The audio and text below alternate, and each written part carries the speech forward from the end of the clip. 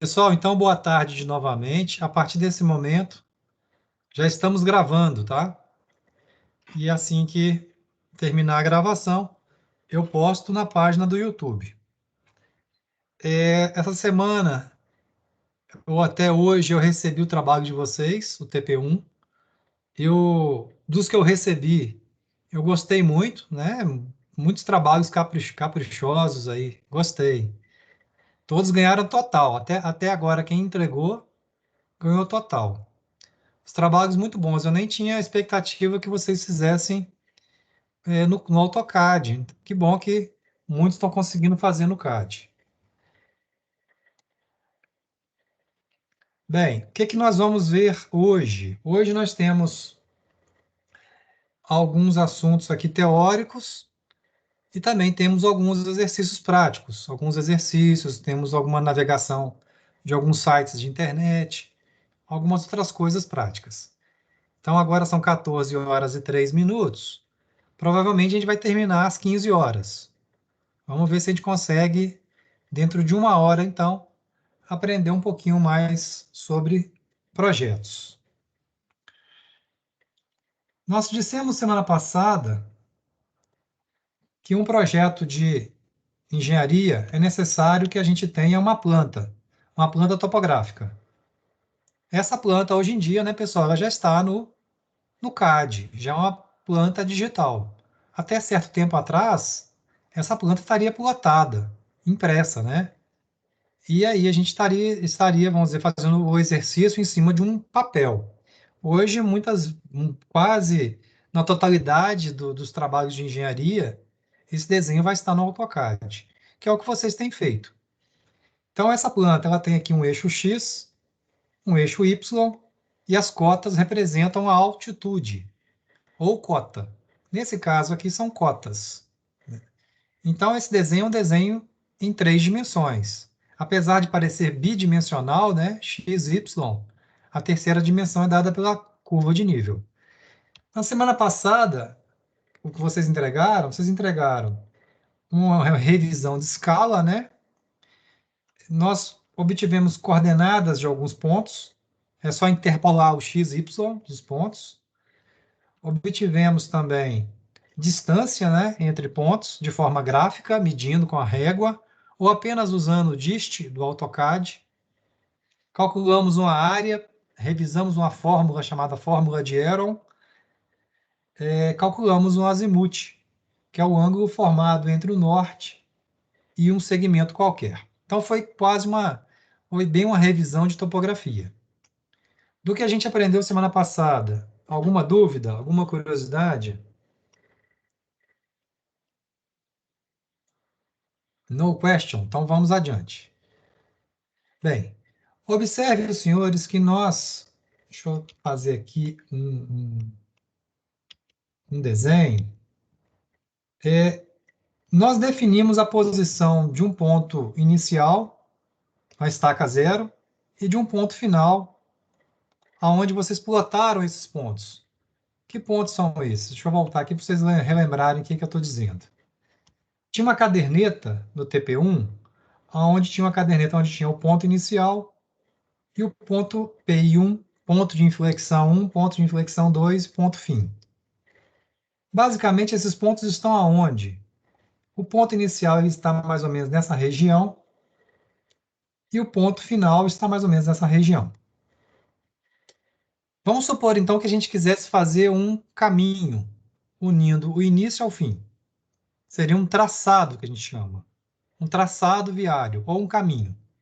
O caminho mais curto entre dois pontos seria eu pegar e fazer uma reta entre esses dois pontos.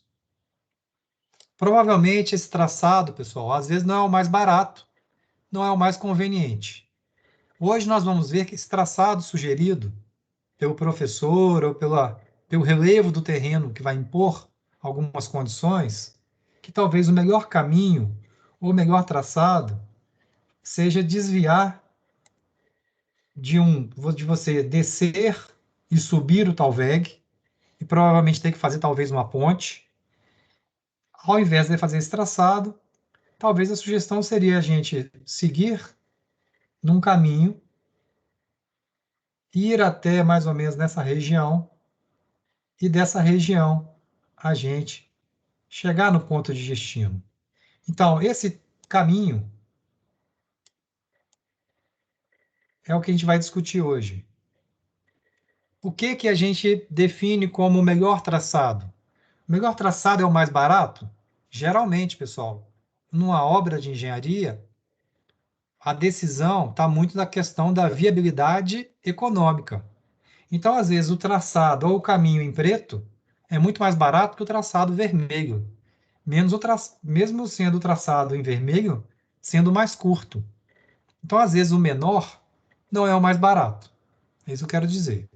É isso que a gente vai discutir hoje sobre o traçado viário.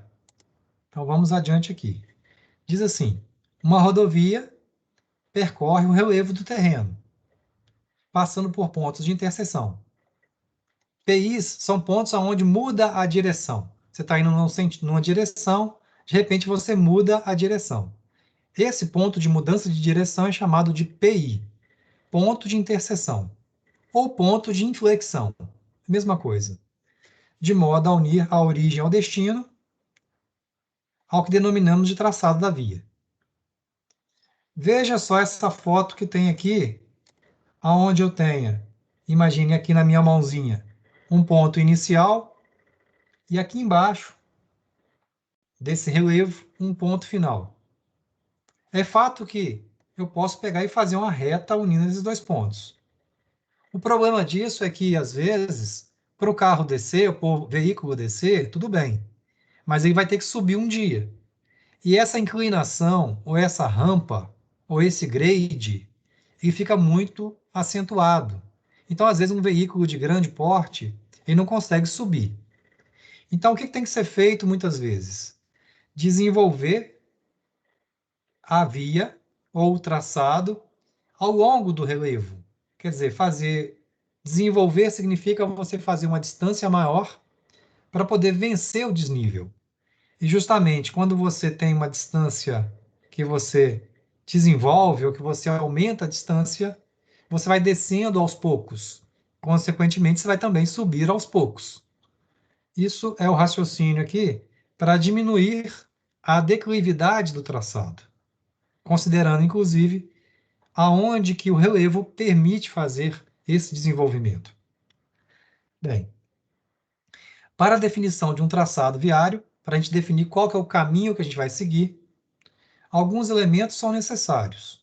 O que se leva em conta, o que se põe na mesa, lá no escritório de engenharia, para se definir qual que é o melhor caminho? Alguns elementos. Quais são estes? Estudos de tráfego. O que é um estudo de tráfego? É saber quantos veículos passa por dia naquela via, ou quantos veículos desejarão ser que passem futuramente nessa via. Esse estudo de tráfego muitas vezes é feito inclusive pelos meninos lá do curso de trânsito, que é uma contagem volumétrica de trânsito. Estudos de viabilidade técnico-econômica. Quanto vai custar essa obra? Estudos hidrológicos. Ah, Tuller, será que a minha via não vai ser inundada por uma chuva muito forte? Será que eu tenho que vencer algum curso d'água? Qual que é o tamanho do dreno que eu tenho que projetar na minha via, da minha sarjeta? São perguntas que a gente tem que fazer e com base em estudos hidrológicos. Levantamentos topográficos também têm que ser feitos, né? Serem feitos, estudos geológicos e geotécnicos, para justamente a gente saber qual tipo de solo para que as obras de terraplenagem aconteçam. Então, são estudos prévios para a gente definir qual é o melhor traçado.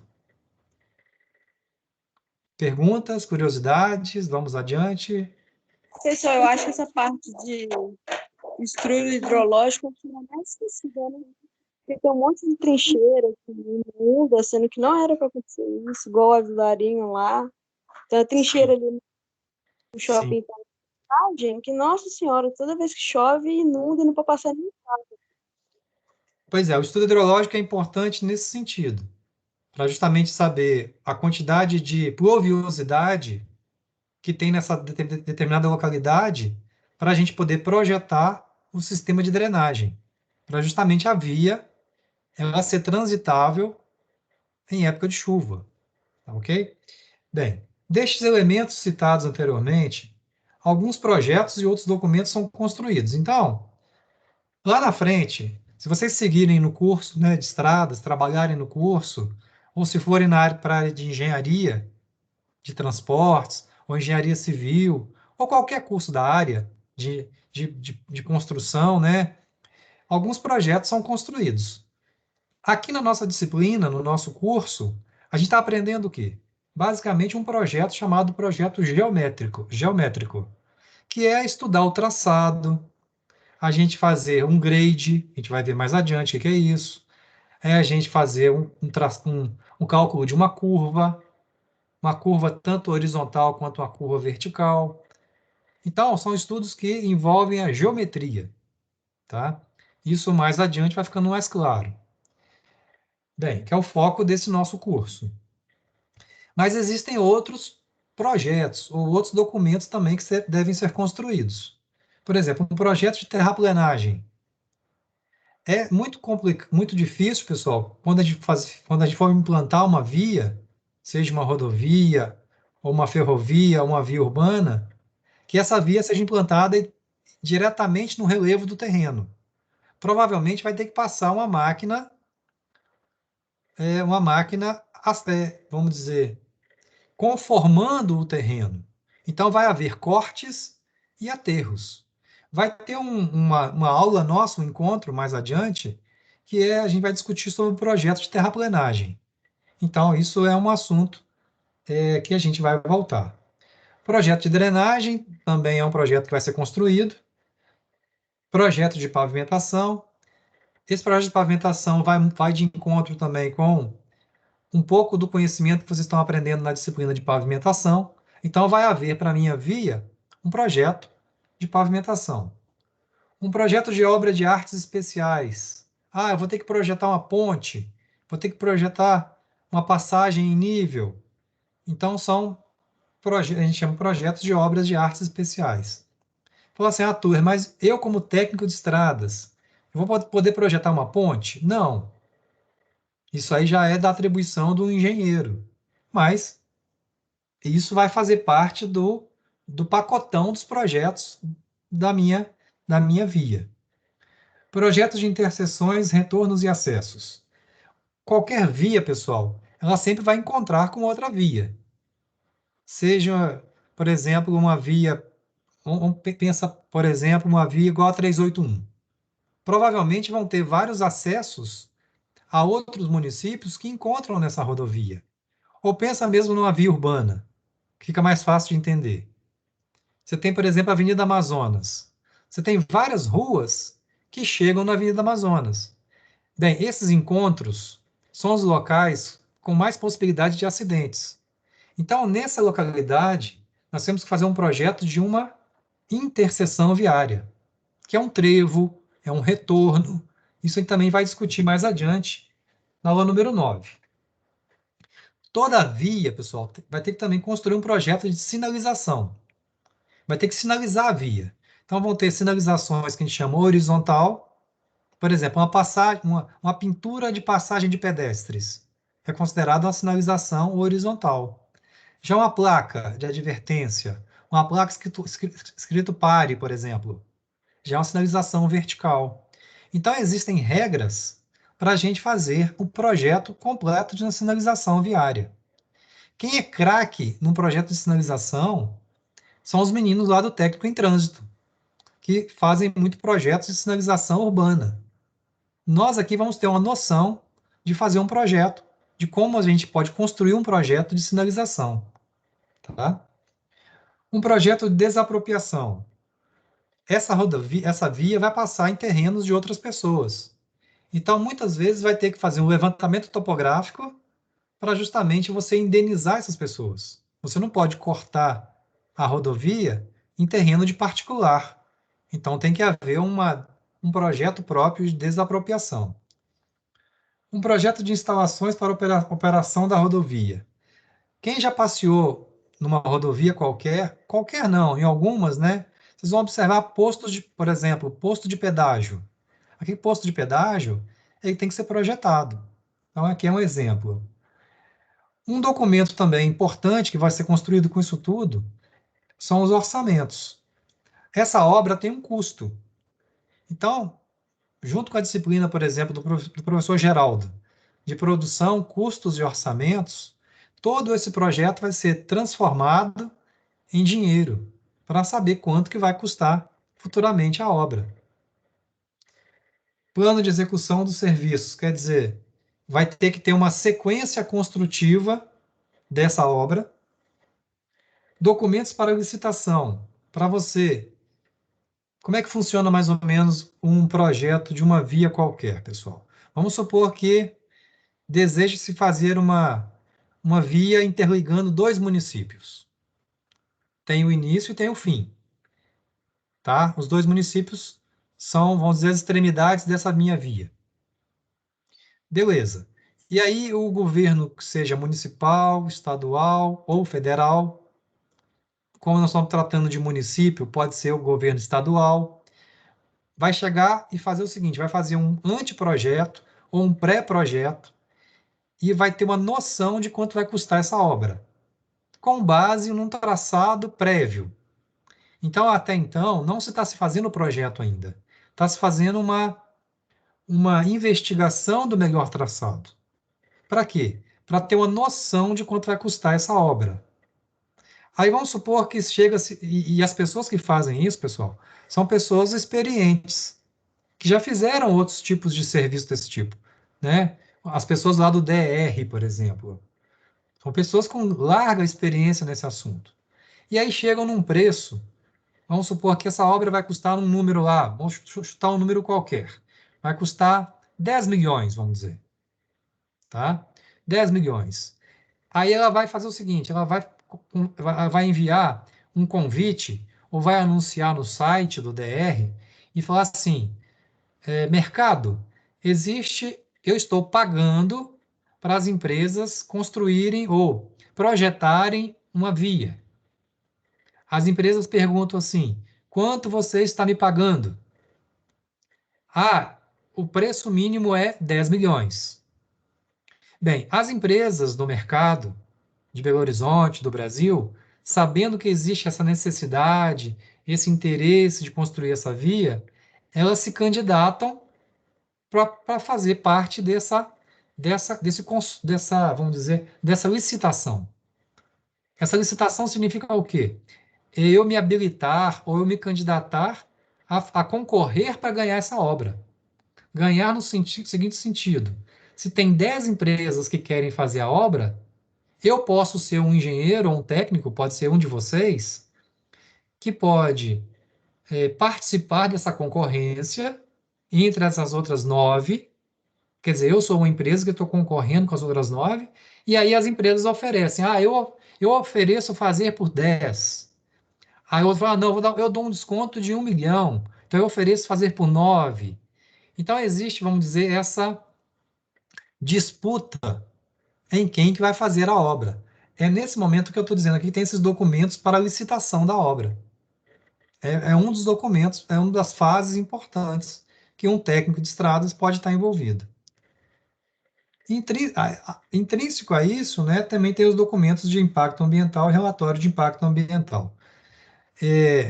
Eu acabei voltando um pouquinho mais na história de como começa uma obra, né, da parte, vamos dizer, burocrática do negócio, mas das 10 que estão concorrendo, só para ter um fim nessa historinha burocrática.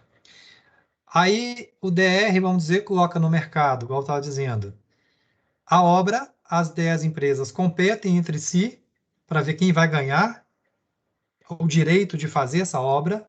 Aí vamos supor que depois dessa disputa, que é pelo preço, geralmente, tá, pessoal? Pela competência, se a empresa consegue, e pelo preço, geralmente pelo menor preço, vamos supor que a minha empresa ganhou o direito de construir essa obra. Então, eu vou ter, vamos dizer, o meu objetivo geral é unir os municípios A e B.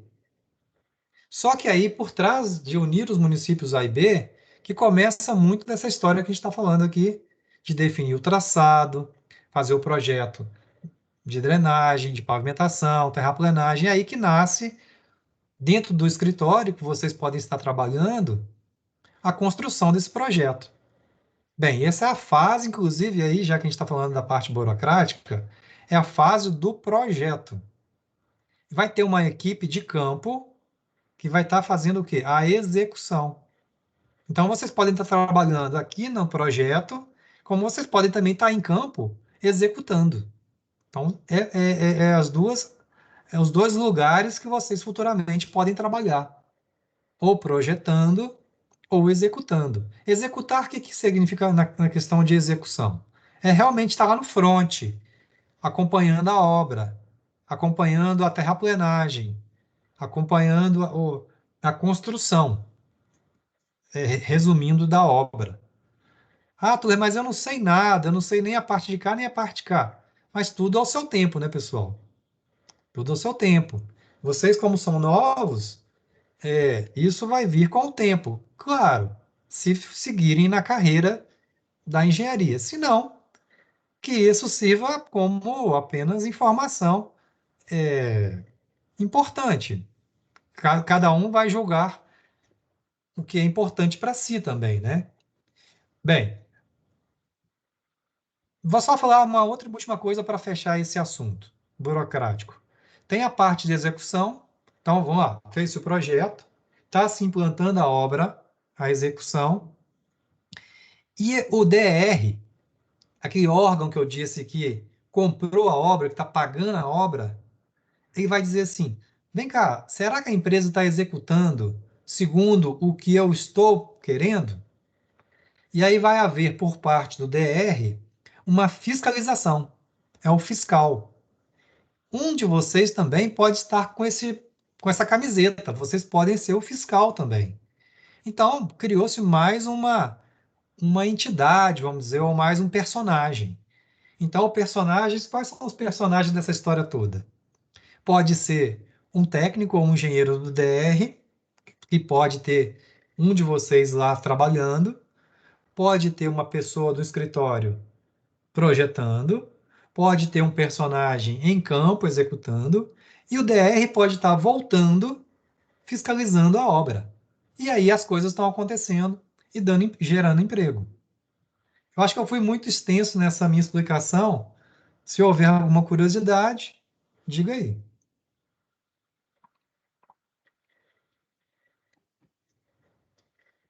Ok? Nenhuma Professor, dúvida?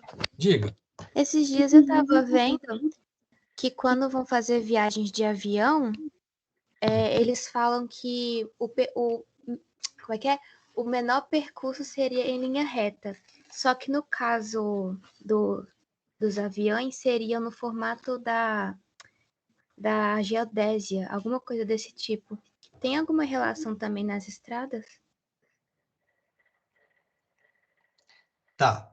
Uma vez que as distâncias, quando a gente está no avião, as distâncias são maiores, então vamos supor que você está voando daqui, de Belo Horizonte, lá para São Paulo.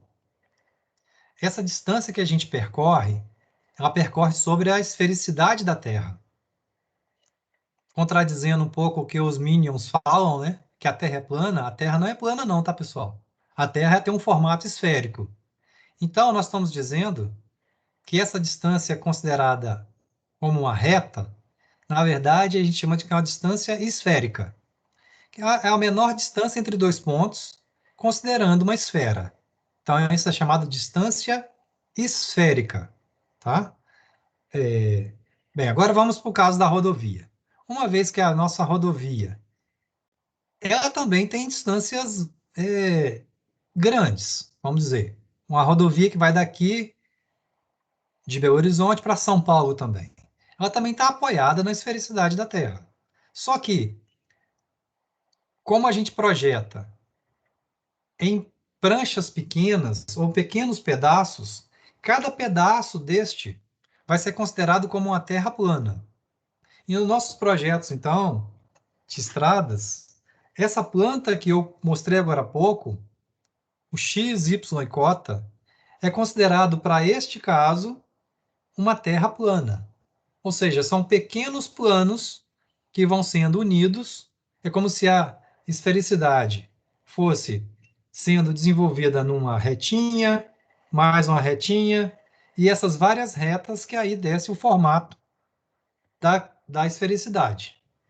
Justamente porque a nossa rodovia está apoiada no plano topográfico. Não sei se eu respondi. Então, para a distância que o avião percorre, tem que sim considerar a geodésia. Aqui em estradas, a gente considera a geodésia só quando a gente está fazendo levantamento topográfico, levantamento usando o GPS e transformando essas coordenadas em coordenadas topográficas. Esse é um assunto que não tem uma resposta tão simplória quanto eu disse, mas eu prefiro ficar só com essa, porque senão o assunto vai estender, tá bom? Tá bom, professor, obrigada. Ah. Bem, todos esses projetos que alguns de vocês algum dia, né, se algum dia enfrentarem, né, ou tiverem envolvidos, a gente deve pensar assim, mas onde que eu pesquiso isso? Onde que está tudo isso? Isso está aqui, pessoal, assim, ó, dica. Instruções para a construção dos projetos podem ser encontrados no sítio do DENIT, Departamento Nacional de Infraestrutura de Transportes, na aba do IPR. O que é o IPR? Instituto de Pesquisas Rodoviárias, que é o responsável pela publicação de normas e manuais na área da engenharia rodoviária. Eu vou aqui agora abrir o site do IPR, para vocês verem o que eu estou querendo dizer. Então, está aqui. Opa! O site de governo do DENIT, Departamento Nacional de Infraestrutura de Transportes. Abri aqui a aba do IPR, pessoal. Instituto de Pesquisas e Transportes, IPR. Então é só jogar no Google IPR, que é a dica. Aonde que eu vou navegar aqui? Eu vou navegar aqui em duas abas. Uma em normas e outra em manuais. Tá? Deixa eu abrir rapidamente aqui o item normas. Bem, aqui nós vamos ver, pessoal, que a gente tem algumas coisas aqui em normas. Classificação, especificação de material, especificação de serviço, instruções de ensaio, métodos de ensaio. Veja que tem a quantidade de documentos que tem em cada um desses tipos de normas. Eu vou abrir aqui um qualquer, chamado método de ensaio, tá? Só para vocês verem aonde eu quero chegar com essa navegação aqui. Método de ensaio. Quando a gente abre aqui, é aquele negócio, né? Um mundo, pessoal, uma portinha, ela vai abrindo em várias outras portas. E às vezes a gente se perde em tanta porta, né? Mas quando eu abrir aqui em método de ensaio, que é uma das portas, né, de normas, e eu descendo aqui, eu vejo inúmeras normas. Inúmeras, são muitas mesmo. Mas eu tenho que saber isso tudo? Não. Você tem que saber aonde estão as coisas. Então eu vou abrir aqui uma qualquer, tá? Por exemplo, eu vou abrir aqui a de agregados, análise granulométrica, que provavelmente na disciplina de solos ou na disciplina de pavimentação, os senhores já fizeram esse ensaio. Ou se não fizeram, pelo menos tiveram a noção com o professor Chan em solos. Fizemos com a Então, peneira. eu vou abrir aqui uma qualquer. Por exemplo, essa aqui de granulometria agregados.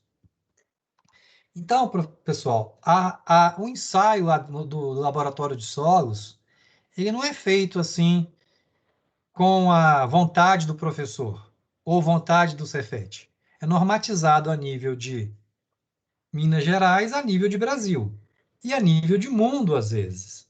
Então, muitas dessas normas é um Ctrl+C, Ctrl+V de normas americanas, inclusive, que é o país mais desenvolvido na área rodoviária.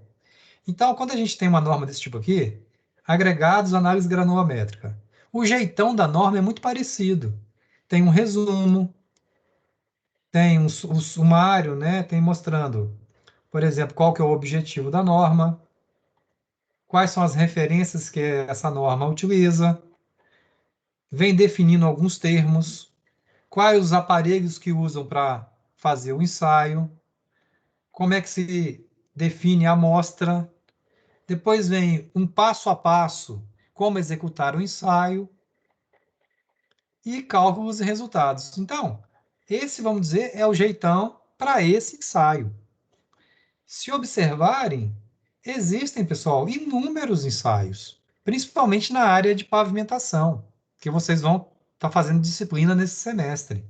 Então, de pavimentação, se eu pegar aqui a palavra pavimentação, fizer uma busca, só nesse site, opa, pavimentação, ele achou 22 normas relacionadas a esse tema.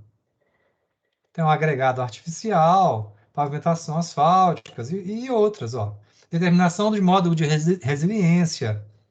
Então, aqui se abre um mundo para um sujeito que vai ser, por exemplo, técnico e laboratorista, técnico em laboratório, da área específica de pavimentação.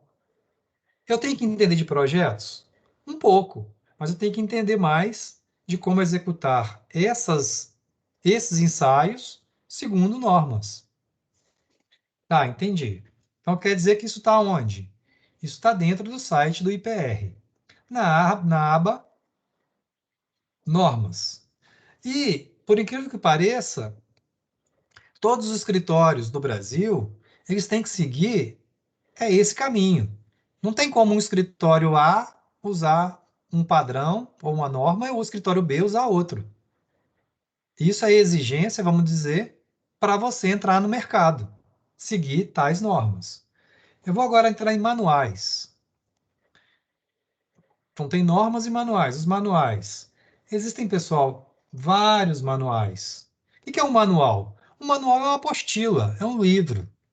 Então, os livros que tem na área de projetos, muitos são partes Ctrl+C, Ctrl+V desses manuais. Então, aqui nós temos, por exemplo, vou abrir um qualquer aqui também, só para vocês verem como é o jeitão. E a gente vai chegar a abrir algum destes, tá? Mais adiante. Eu vou abrir aqui, por exemplo, um glossário de termos técnicos. É um PDF, né, pessoal? Vai abrir aqui o PDF. Só um momentinho.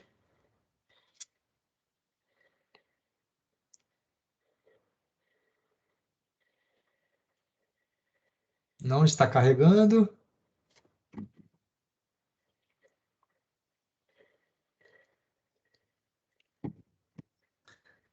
Ih, deu pau. Só faltava essa. Vamos de novo. Ó, dessa vez foi. Vejam, senhores, eu abri um manual dentro daquele site, que por acaso é o manual glossário de termos técnicos rodoviários. Se vocês observarem, ele tem aqui quase 300 páginas. Tem como a gente aprender 300 páginas em um encontro de 50 minutos? Não. Não, impossível. Então é saber que existe esse glossário. O que é um glossário? Glossário, pessoal, é um dicionário. É um dicionário só de termos relacionados ao meio rodoviário. Por exemplo, lá na reunião do escritório lá de engenharia, o sujeito falou assim: ah, vamos projetar uma sarjeta. Ela falou assim: o que é sarjeta? A gente vem rapidamente aqui, Ctrl F, uma sarjeta. Sarjeta, pera aí. Sarjeta, aqui, achei. Sarjeta. Opa. É um dispositivo de drenagem superficial, quer dizer, fica na superfície, construída na plataforma, ou seja, do lado da nossa faixa, do lado do acostamento de preferência, né? Com a finalidade de quê? De conduzir longitudinalmente, quer dizer, no sentido da via, sentido longitudinal, para um local próprio, as águas que caem sobre esta, quer dizer, as águas de chuva. Então, essa é a definição de sarjeta. E, igual à definição de sarjeta, existem zilhões de outras definições. Com o tempo e com a experiência, e com esse linguajar do dia a dia, né, no escritório, ou fazendo uma conversa lá de reunião de escritório, esses termos vão sendo conhecidos, né? E alguns desses a gente vai comentar aqui também no nosso curso. Então, esse é apenas um manual de termos técnicos rodoviários. E aí, pessoal, existem vários outros, muitos outros, ó, de defensa,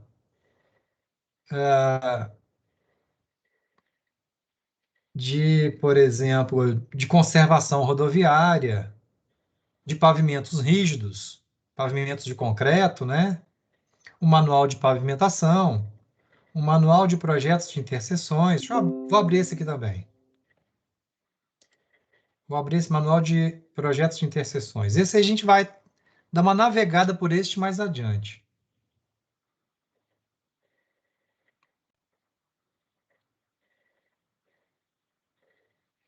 Eles são bem extensos, tá, pessoal?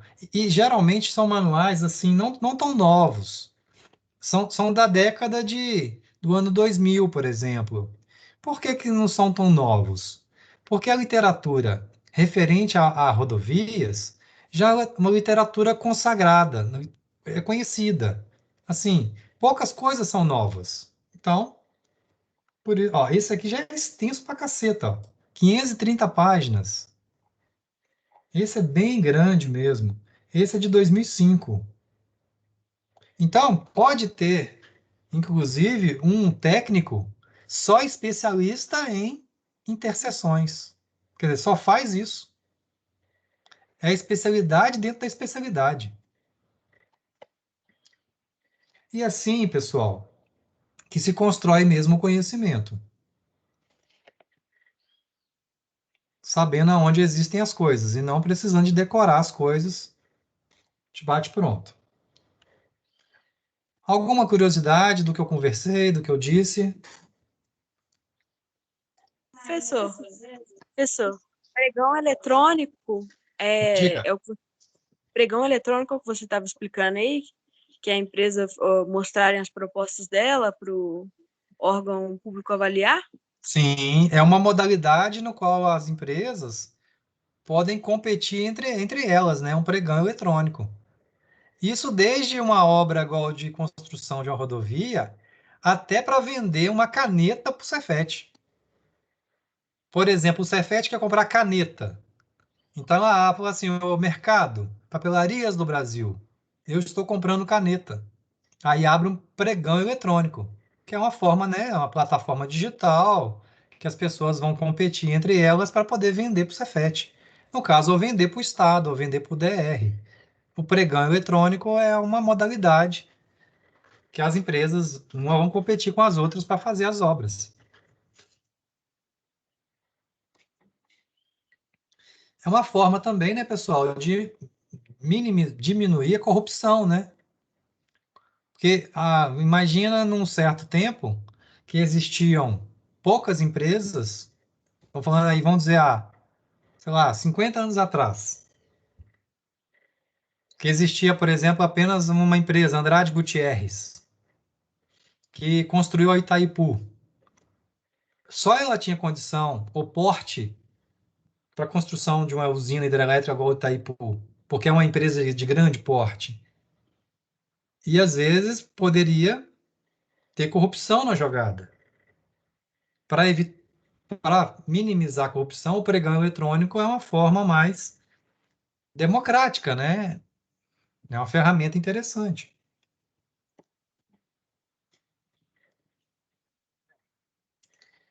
Vamos agora avançar um pouquinho mais no seguinte sentido. Eu disse agora há pouco que nós temos implantado um ponto de início e um ponto de fim no nosso exercício. Vamos partir um pouquinho para a prática. E eu quero unir o ponto A ao ponto B. Melhor caminho, unir usando uma reta. Mas às vezes não é o mais barato. Então a gente vai ter que fazer, vamos dizer, um contorno. Esse contorno proposto pelo preto é mais barato. Tá. Mas qual a qualidade, qual, né, seria a qualidade? Qual seria a... vou usar o termo qualidade mesmo. Vamos pensar de uma forma bem básica, assim. Eu posso fazer uma rodovia muito boa, uma rodovia média ou uma rodovia mais ou menos. Mas todas considerando critérios de segurança. Quer dizer, eu não vou ter problema de me acidentar nessa via. Então, vai ter uma coisa que a gente chama de velocidade de projeto, aonde eu vou ter uma velocidade máxima que eu posso imprimir nessa via, não incorrendo em insegurança. Tá, entendi mais ou menos. Então, qual seria uma rodovia bem bacana, bem chique? Aí nós classificamos as rodovias em 4 classes. Tá, aguenta a mão que vocês vão entender como mais ou menos funciona isso. Tem uma classe que chama classe 1 ou classe especial. Essa classe 1 ou classe especial seria a classe mais bam, mais chique que nós temos. Onde essa rodovia projetada segundo essa classe, ela pode ter uma velocidade de projeto mais alta, de 100 km por hora, de 120 km por hora. E ela vai garantir, pessoal, um volume de tráfego diário maior que 5.500 veículos por dia. Quer dizer, é uma quantidade de veículos grande. Isso aqui é considerado, por exemplo, de um sistema arterial primário, ou um sistema arterial até de nível secundário. Em outras palavras, eu quero fazer uma via que vai unir, por exemplo, Belo Horizonte a São Paulo. Estou usando São Paulo só para a gente exercitar o raciocínio. Como o fluxo de veículos é muito grande, eu não posso fazer uma rodovia com poucas faixas de trânsito. Ou como vai passar veículos muito pesados, eu não posso fazer inclinações muito acentuadas. E eu posso, por exemplo, sugerir velocidades maiores. Então, eu vou projetar segundo uma classe também melhor. Seria a classe, por exemplo, 1 ou classe especial. Por exemplo, a 381 é uma classe desse tipo? Não. Já é uma classe que cai, talvez, na classe 2. Assim, mas no Brasil a gente tem classe 1, professor? Tem. Lá em São Paulo, em algumas cidades, tem classe especial. Se você pegar, por exemplo, a rodovia Washington Luiz, rodovia dos Bandeirantes, rodovia dos Trabalhadores, rodovia Ayrton Senna, são exemplos de rodovias projetadas da classe 1, seria 1A ou 1B. Quando essas rodovias vão diminuindo de classe, elas vão comportando uma quantidade de veículos menor e também velocidades menores. Então, em resumo, como é que a gente classifica essas rodovias? Com base em 2 parâmetros. Então, nós temos o volume de tráfego. Então, assim, o traçado viário deve respeitar uma classificação técnica, definida pelo DENIT, que utiliza 2 parâmetros. Utiliza o volume de tráfego e o relevo da região. Então, a gente vai saber, no volume de tráfego, pessoal, o número de veículos que passa pela seção, no momento atual ou no momento futuro, que você deseja que passe. Ah, eu quero daqui a 10 anos passe, por exemplo, 3.000 veículos por dia. Ok, entendi mais ou menos. Ah, o relevo. Com base na topografia da região, aonde vai ser feito a minha via, ela pode ser classificada em 3 tipos: em plano, ondulado ou montanhoso. Exemplo de montanhoso. Quem vai passear, por exemplo, em Ouro Preto? Aquela via que que vai para Ouro Preto, de Belo Horizonte a Ouro Preto, tem trechos que é um trecho montanhoso, mas tem trechos que é um terreno já ondulado. Já, por exemplo, na região norte de Minas, já é uma região mais plana. Então, em função se é plano, ondulado ou montanhoso, a gente faz uma classificação em classe que vai de 1 a classe 4. Bem, por que é importante essas classes? Aí voltando um pouco com a história lá do DENIT, ou DR. O DR, ele diz assim, ó, mercado, eu quero que vocês façam a união desses dois municípios, mas pode ser uma rodovia mais menos sofisticada. Pode ser uma rodovia, por exemplo, da classe 3. Tá. O que isso impacta na minha decisão? Impacta que ela é uma rodovia da classe 3. Primeiro, é uma rodovia mais barata do que da classe 1. Por quê? Porque às vezes eu posso fazer raios de giros menores. Isso a gente vai ver mais adiante, tá, pessoal? Ela vai poder ter menos faixas de rolamento. E aí, isso vai nascer os parâmetros mínimos para a gente fazer o projeto segundo a classe. Bem, se não ficou tão claro, por enquanto, me dê só mais um crédito que a gente vai, com o tempo, entendendo um pouco mais dessas classificações aqui. O que eu quero afirmar para vocês é que o nosso exercício, por exemplo, está sendo imposto agora que o nosso traçado vai ser da classe 3. Então, vamos dizer, isso já é uma imposição. Ah, vamos projetar da classe 3. Ah, tu, se fosse da classe 2, poderia? Poderia. Poderia, mas aí, o que eu estou dizendo, os parâmetros seriam mais rígidos. Provavelmente a obra ficaria mais cara. Então, aqui tem muito relação também com a viabilidade econômica, claro. Isso é, então, a questão da classificação segundo o volume de tráfego e o relevo do terreno. Mais do que isso, a gente conversa mais adiante. Eu queria agora o seguinte, eu vou passar aqui uma outra transparência que reforça um pouco do que a gente está conversando. Só um momento. Aqui, novamente, eu tenho a decisão de fazer um traçado viário, um caminho, né? Partindo, por exemplo, de um ponto inicial para unir aqui a um ponto final. Eu disse que o menor caminho entre esses dois pontos é fazer uma reta. E se foi desenvolvido segundo esse traçado, foi pela razão da declividade ou desnível ser muito grande. Tá? Isso a gente também vai discutir mais adiante. Então, uma coisa que vai ser importante é a gente entender bem do relevo. Então, um bom técnico em estradas, que manja de projetos, ele tem uma boa noção de topografia. Então, ele consegue enxergar o terreno e consegue, vamos dizer, saber qual que é o melhor caminho que ele pode fazer, né, para vencer os obstáculos. Nesse desenho aqui, eu tenho, por exemplo, um ponto aqui, melhor. Eu tenho aqui um ponto mais alto, eu tenho aqui que a gente chama de vertente, que é um talude, né? Quer dizer, se chover, a água vai escoar para esse ponto aqui. Aqui eu tenho a outra vertente menor. Então, se chover, toda a água vai escoar para esses pontos que eu tenho aqui embaixo, ó. Esses pontos aqui que eu estou marcando e estou unindo agora,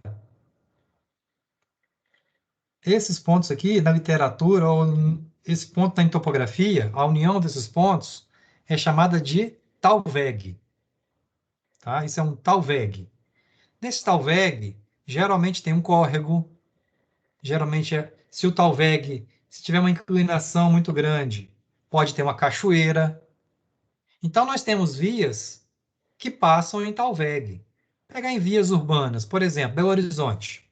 Se eu pegar, por exemplo, a Via Expressa, ou aquelas vias que ficam ao longo do canal do Arrudas, são denominadas o quê? Vias no talveg.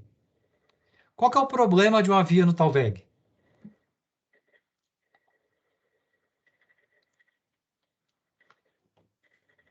Ela pode ser inundável, porque todas as águas vão carrear ou vão dizer, sendo conduzidas para o Talweg, e aí pode haver uma inundação de uma via que está sendo projetada no Talweg. Aqui agora eu tenho pontos mais altos. Aqui aonde, né? Aqui, ó. Eu tenho pontos mais altos. Se eu fizer uma rodovia aqui no alto, unindo os pontos mais altos, eu estou fazendo uma rodovia na cumeada. Cumeada. Então, aqui embaixo, Talweg, em cima, cumeada. E se eu fizer aqui ao longo da minha vertente? Eu tenho um traçado em encosta. Um traçado em encosta é que você vai cortando as vertentes. Vou mostrar aqui para frente agora alguns desses tipos de traçado. Mais adiante. Antes disso, tem uma transparênciazinha, um slide aqui que mostra assim. Então, imagine que eu tenho aqui um ponto A, tenho aqui um ponto B, e justamente o que a gente está conversando aqui, o melhor caminho para unir dois pontos é uma reta. Mas veja que essa reta daqui dá para enxergar que, se fizermos essa reta, vai ter que passar numa grota. O que é uma grota? Um buraco, né? Vai ter que descer e subir. Vai passar muito perto de um morro, vai ter que fazer um corte. Se tiver um curso d'água, vai ter que fazer uma ponte, outra ponte. Se tiver uma construção, vai ter que demolir essa construção. Então, talvez o caminho ideal é justamente a gente fazer um desvio dessa grota, um desvio do morro, evitar o curso d'água, evitar de ter que desviar da benfeitoria. Quer dizer, evitar de ter que destruir essa benfeitoria.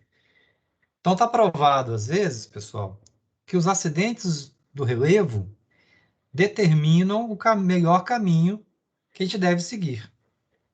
Então, primeiro vem a questão do relevo, e mais ou menos seguidinho vem a questão da geologia e geotecnia, para você definir qual que é o melhor caminho. Aqui eu tenho 4 exemplos de traçados considerando os acidentes do relevo que a gente viu agora há pouco. Veja que aqui eu tenho o tal da vertente.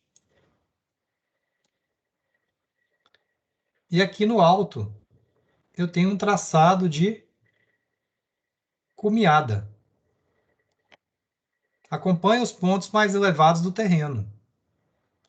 Tem um baixo custo de drenagem, quer dizer, se chover não vai inundar. A declividade no sentido longitudinal geralmente é favorável. Agora, um traçado em vale, o que é isso?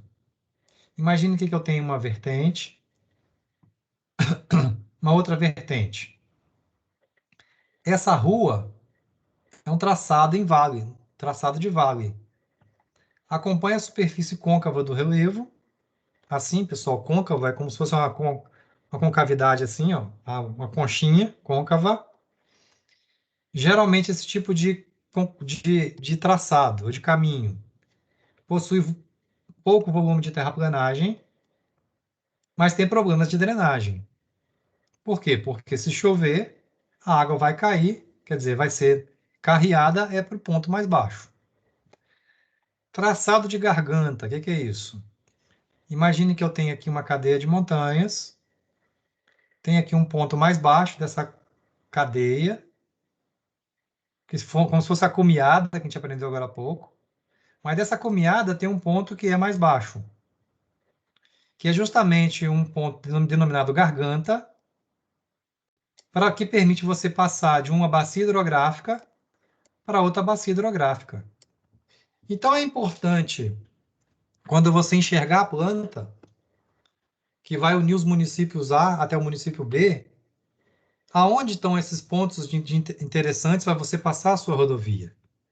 Você não vai fazer sentido você ir lá no alto do morro para descer o morro. Você procura um ponto mais baixo, denominado de garganta. E o traçado em meia encosta, justamente aqui eu tenho uma encosta, aqui eu tenho a plataforma da minha via e outra encosta. É traçado que a gente chama de meia encosta. Para exemplificar melhor esse tipo de visualização, todo mundo aqui mora em Belo Horizonte?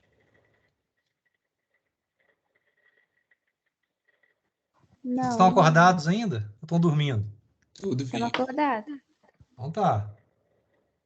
É porque eu estou dizendo tanta coisa, talvez vocês não estão.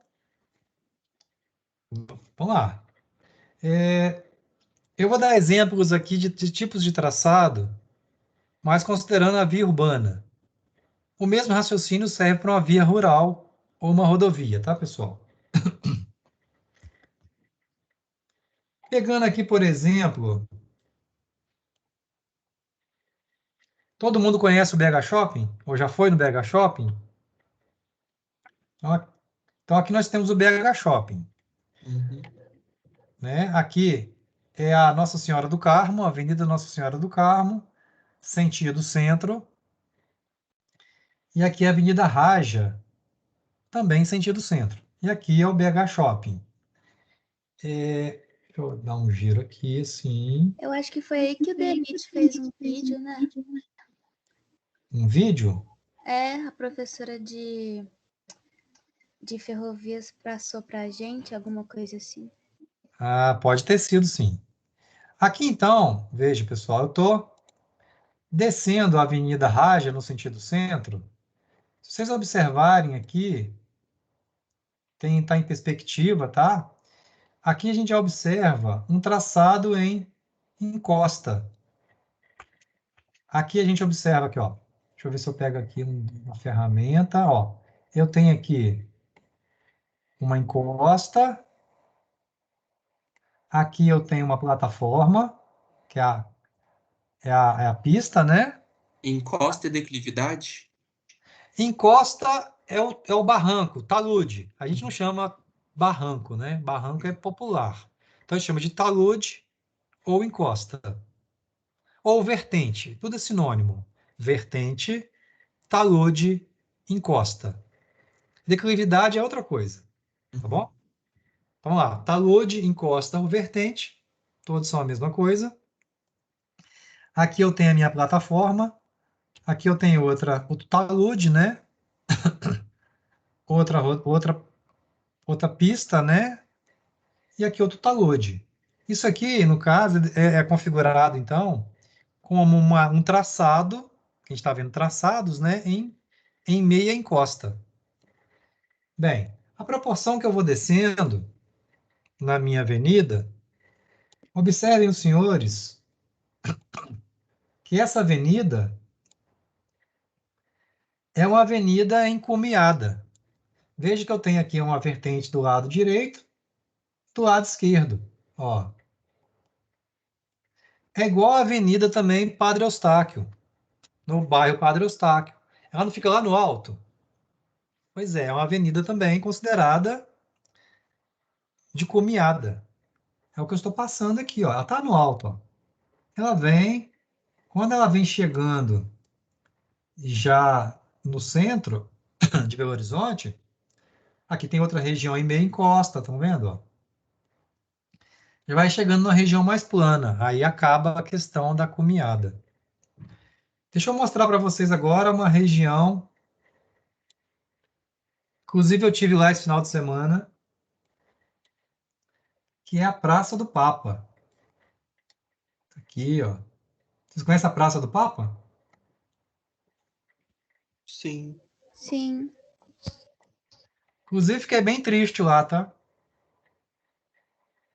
Pelo, Triste. ta- pelo tanto de sujeira que eu vi lá. Ah, Muito sujo.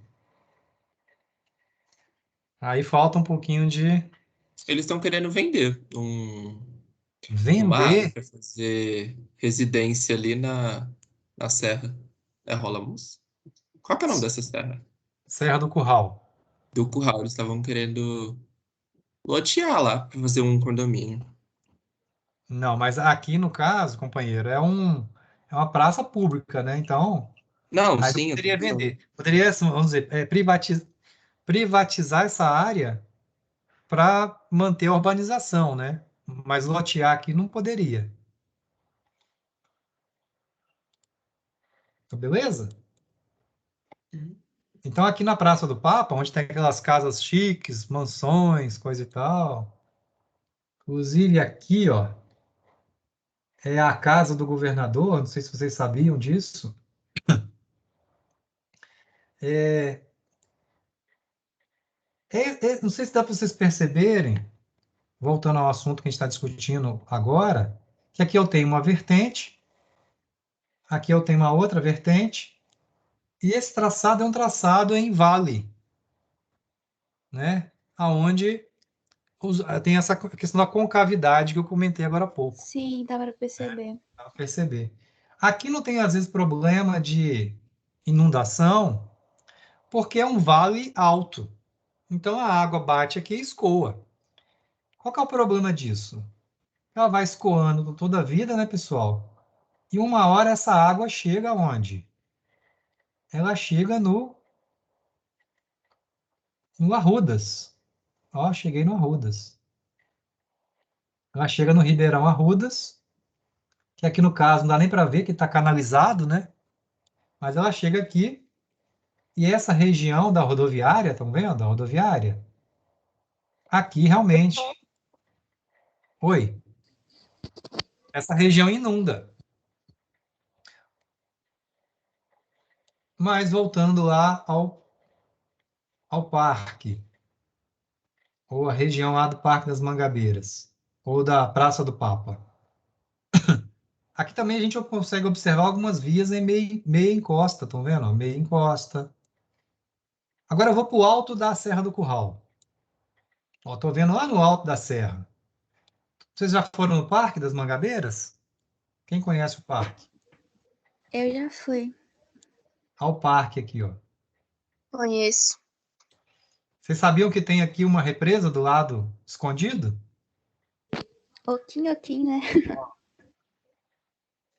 Sabiam que existe aqui uma cava abandonada de uma mineradora? Quase, quer dizer, maior que o Parque das Mangabeiras? Não. Pois é, existe. Olha o tamanho da cava abandonada. Mas aqui no alto, a gente observa também uma via encomiada. Tá vendo a estrada de chão? Ó. E aqui eu quero mostrar para vocês o tal da garganta. Observa que tem aqui um traçado lá no alto de cumeada, vai descendo, descendo. Aqui, pessoal, tem um exagero vertical, quer dizer, a minha imagem aqui, ela está exagerada. Então fica parecendo que é muito mais alto. Mas aqui, se eu fizer um... Deixa eu tombar um pouquinho, só um momento. Sim. Aí. Aqui, ó. Aqui onde, né? Aqui vocês vejam que tem o tal da cumeada e aqui, né, onde está a mãozinha, dá um zoom aqui, é o tal da garganta.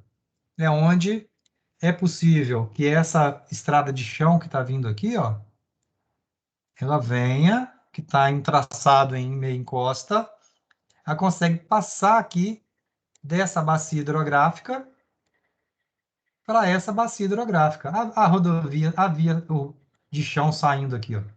Ó, tá passando aqui justamente na garganta. Isso é o tal de garganta. Deixa eu ver se eu acho uma outra garganta. Aqui já não tem mais nenhuma, porque aqui já é no alto da serra, e aqui nem via tem mais, tá, pessoal? Aqui já é lá no alto mesmo. Coisa que eu nem sabia, que ó, tem casa lá no alto, então, ó. Como é que faz para chegar aqui? Meu Deus. Mas isso aqui são torres de é, televisão, rádio. Isso aqui, ó, bem no alto. Papá, papá. Então, aprendemos aqui sobre os traçados. Bem, o que vai acontecer agora? Eu vou passar um vídeo, ele tem 7 minutos, e depois desse vídeo a gente vai encerrar por hoje. Então, por hoje, eu não vou fazer o trabalho prático, o exercício de desenhar, vou fazer cálculos. Hoje ficamos só nessa teoria e com um vídeo que eu vou passar aqui nesse instante. Professor, Diga. desculpa, mas é porque a internet está ruim e cortou tudo que você falou agora. Tem como você repetir, por favor? Eu disse que nós vamos encerrar com um vídeo. E esse vídeo tem 7 minutos. E o assunto de fazer exercício prático a gente faz semana que vem. Entendeu? Ou repete? Ah, ok, obrigada. Porque tá meio instável aqui, mas deu para entender. Obrigada. Tá. O vídeo é o seguinte. Um momentinho.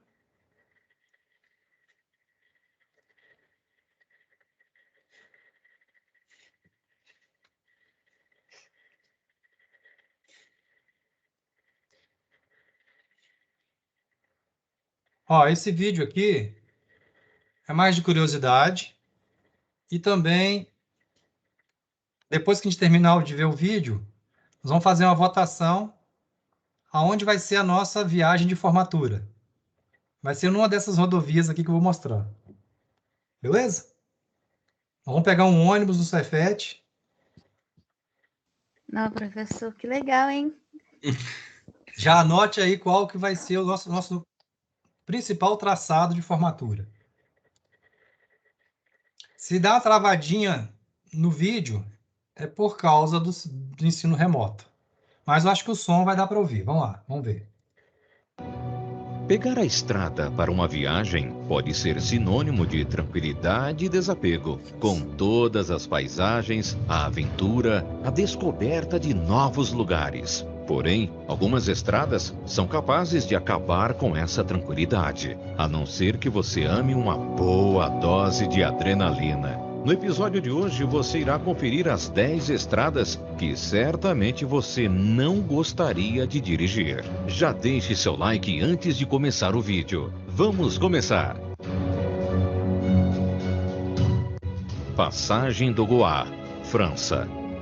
Esta estrada trata-se de um trecho permanentemente alagado entre a costa oeste da França e a ilha de Noirmoutier, a cerca de 4 quilômetros de terra firme.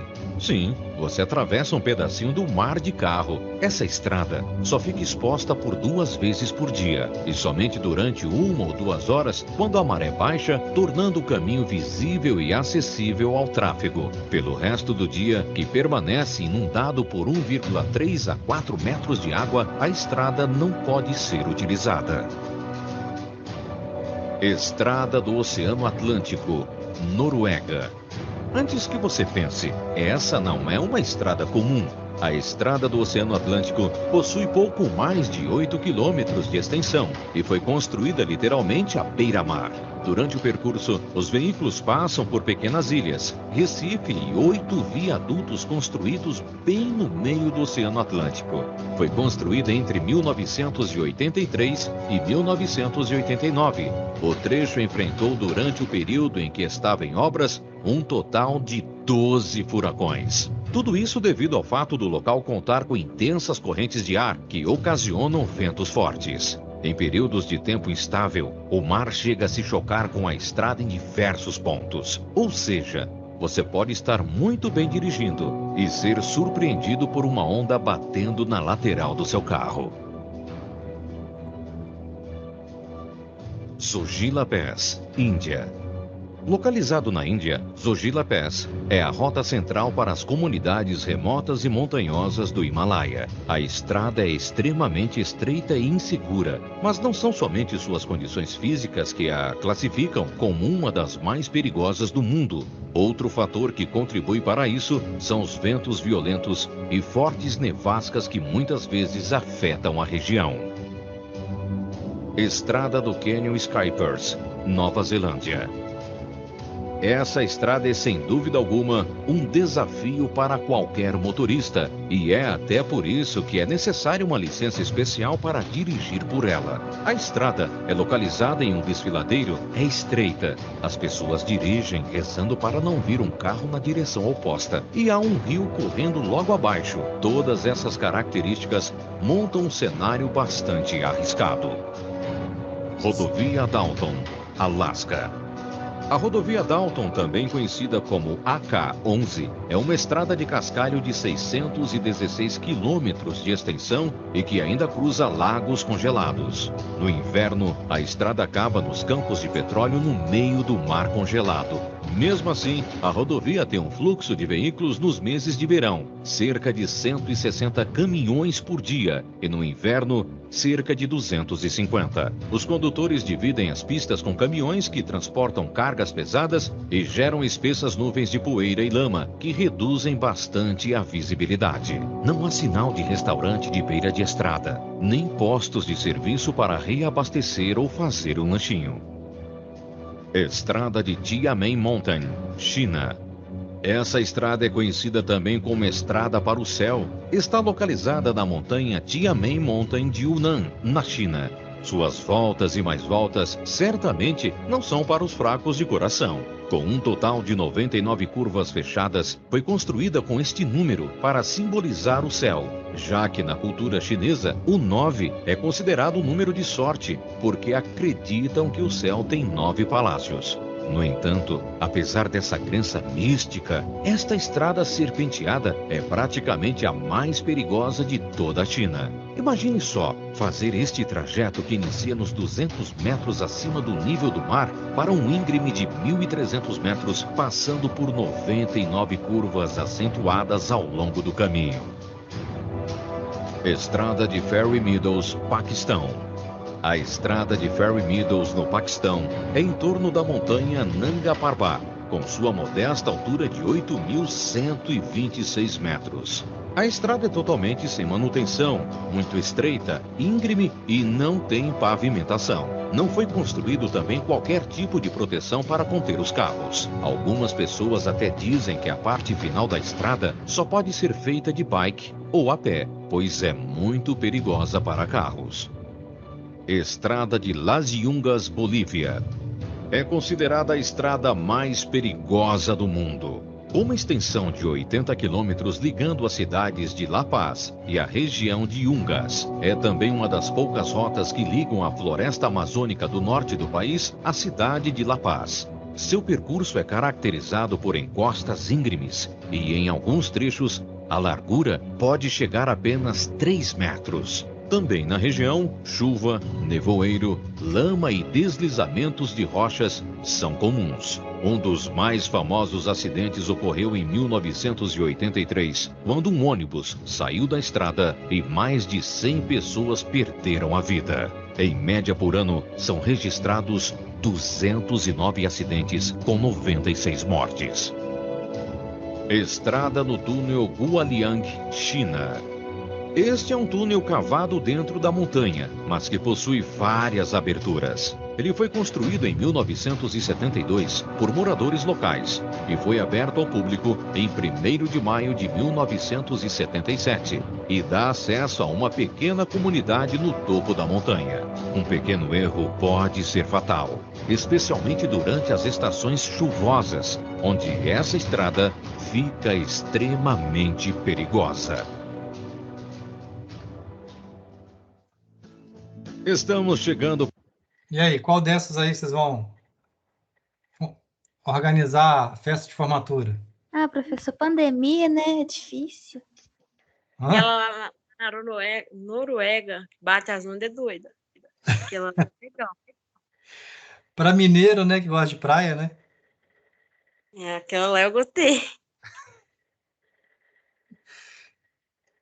Pessoal, veja só. Então, hoje a gente conversou sobre traçados viários, né? Vários documentos que são necessários serem construídos para a gente fazer o nosso caminho. Tivemos uma noção da classe da rodovia, da classe 1 até a classe 4, e os exercícios do TP2, nós vamos fazer juntos semana que vem. Então, essa semana não tem TP. Semana que vem nós vamos fazer juntos o TP2 e aí depois entrega o TP2. Alguma curiosidade, alguma dúvida?